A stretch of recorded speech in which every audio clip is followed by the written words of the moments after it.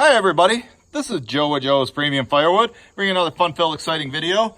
Today's video, I'm going to show you how I keep separate dry and what I call semi-seasoned wood. You can see I just loaded this elm and ash up from bay number 1, and you can see that it's super dry. It's been split for about a month. The trees have been dead for years. And then on this half of the truck, I'm going to be splitting these elm blocks in there. Yes, it was a standing dead tree and the bark's missing on it, and generally that's good, okay, you know, but towards the center on these bigger ones, they tend to hold a little bit more moisture. So my plan is I already got this loaded, then I'm going to split all the elm into there, and when I get to the customer, I'm going to back in on this side and unload that side first, and then I'm going to turn the truck around and back in, or drive in forward, and then I'll unload all this. This stuff will be on the top, which will give that stuff that will be in there a little bit more time to dry out. Before I get going on the video, the splitting, just wanted to show you a couple people have asked. My brother got his wood split, the King of Firewood. And he did it yesterday morning while I was out delivering. It's a whole smorgasbord of wood in there. Some of it's green, some of it's perfect, some of it's cut too long, but he got it done, and now it's out of our way. So happy about that. So I'm gonna bring this over here, get it set up on the tripod. Going with a high angle today. Just like yesterday's second video that didn't quite turn out. We'll talk about that here in a minute. Let me just get this hook back up. Get the right angle. Oh, yeah, it helps if it's in there. Okay, right there. Get that tight. Turn it a little bit, maybe up a little, so you can see. Like right there, hopefully it stays right there.